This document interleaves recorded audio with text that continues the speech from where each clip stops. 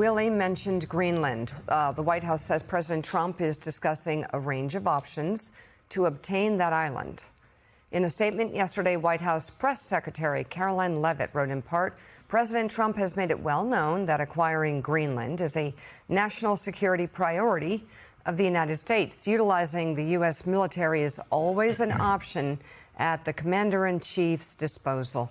Secretary of State Marco Rubio, meanwhile, told lawmakers on Monday that recent threats toward Greenland do not signal an imminent invasion. That's according to new reporting from the Wall Street Journal. Rubio's comments came during a closed-door briefing with the Secretary of State explaining that the Trump administration's goal is to buy the island from Denmark.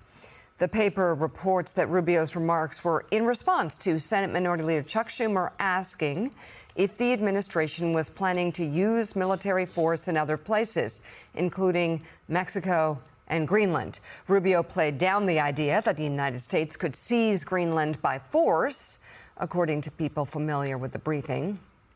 The Journal also notes that U.S. and European officials say they have seen no signs of the White House preparing a military invasion of Greenland.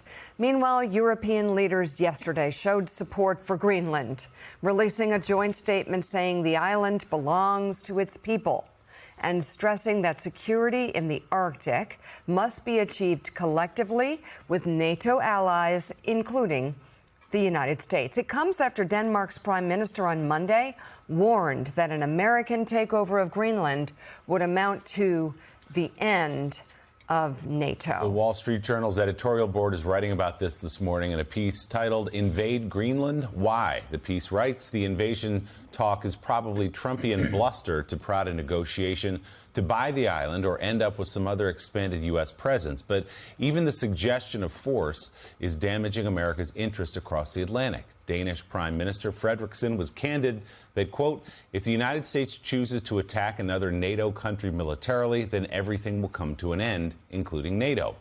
The truth of that statement is what makes military action from Mr. Trump hard to take seriously. But feuding with friends over Greenland is giving Vladimir Putin another wedge to divide America from Europe to his benefit. That means less U.S. leverage for driving a good and durable Ukraine settlement. Maybe the Greenland affair is merely what now passes for online MAGA entertainment. But Mr. Trump would help his own cause in every hemisphere if he dropped the invade Greenland routine. That's the Wall Street Journal's editorial board. Joe, as many people have pointed out, if you want a bigger base, we already have one on Greenland. Right. Denmark says, go for it. You want another base on Greenland? Right. Go for it, says Denmark.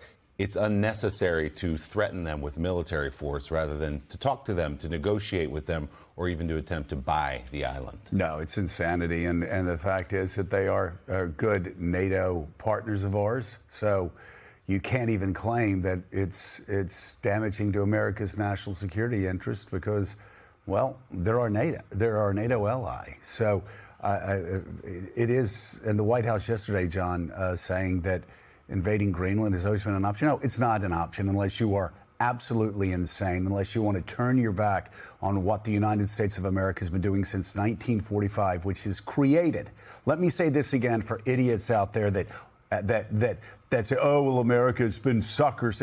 No. Everything we've set up, the world order that we set up starting in 1947 led to the American century, led to American dominance, led to America's military by and far being the strongest military in the history of mankind, led us to be the most powerful country when it comes to soft power, led us to become the most powerful economic machine in history, in world history. These billionaires running around saying stupid shit like this, these are the same billionaires that are billionaires because of the world order that we created in this country post-1945. That world order begins to crumble piece by piece by piece when you start undermining the NATO alliance by talking about invading a NATO ally. Let me just say again, because I understand that there are a lot of people that say things like this, that it's a military option, that I don't know. Maybe they're playing with coloring books before they say things like this. Let me explain again. The United States GDP is around 25, 26, 27 trillion dollars.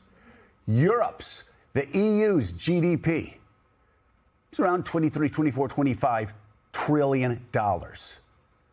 Russia's is like 1.4 trillion. It's how powerful we are when we stand shoulder to shoulder next to our allies that help us defeat Nazism, that help us defeat communism, that will help us together overcome the threat from China. And we're talking about Venezuela when China is eating our lunch across the globe. We're talking about Greenland when China is eating our lunch across the globe. We're talking about all of these 19th century pursuits when China is rushing headfirst into the 21st century race, militarily, economically, diplomatically, and most importantly, Jim Vandehei would certainly say technologically, on AI. This is insanity to talk about going into Greenland. Venezuela, I understand militarily. You can talk about that. You can justify that action if done correctly. If done correctly. And right now, the military part, again, done correctly. But we don't know what it's going to be like moving forward, and doesn't look great right now. But Greenland, that shatters the international order that has benefited the United States time and time again. It's madness. Analysts believe that Vladimir Putin had two goals with his invasion of Ukraine. One, of course, take the country. But secondly, to really strain and fracture the NATO alliance. And this here is happening, and he had nothing to do with it. And if this is already putting pressure on the alliance, everything you just said is right. And the United States, I've been told this is sort of a good cop, bad cop routine. That they don't want to rule out military option. I've been writing on this, the Greenland issue, the last couple of days. They want to keep the military option out there as leverage. There's no current plan. There's no concrete steps forward to launch some sort of invasion of Greenland. I think everyone sort of knows that. Yeah, but the words. I know, that's it. The words are damaging. The New York Times, the Wall Street Journal editorial page correctly says the words are damaging to America's foreign policy interests. Even saying those things strains the alliance. That was an extraordinary statement that Mika and I, it happened on our air yesterday. We were talking about it when the leaders of NATO put out this thing, calling out the U.S. by name repeatedly. And by the way, this is happening while Jared Kushner is over in Europe striking a deal with our NATO allies to have Britain and France lead a security guarantee in Ukraine, where they would have a military presence in Ukraine. The Europeans are coming together with the Americans. We're moving toward a security agreement that would guarantee the protection of Kyiv's government. And we're talking about Greenland at the same time? Well, these things are connected because Europe, to this point, has been really reluctant to call out the Trump adventurism when it comes to Greenland because they're afraid of upsetting the president, endangering their role in Ukraine, endangering these security guarantee negotiations. And that's why they felt like the rhetoric the last 4 days was so extreme.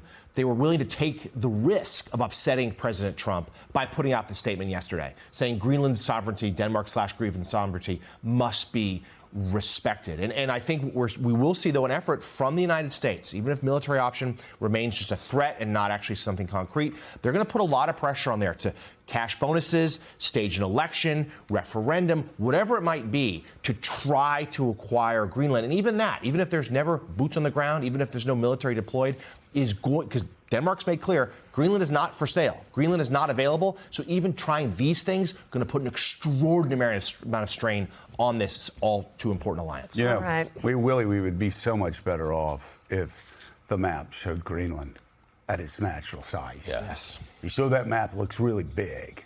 See that? Look, that just looks so inviting. Of course you want it.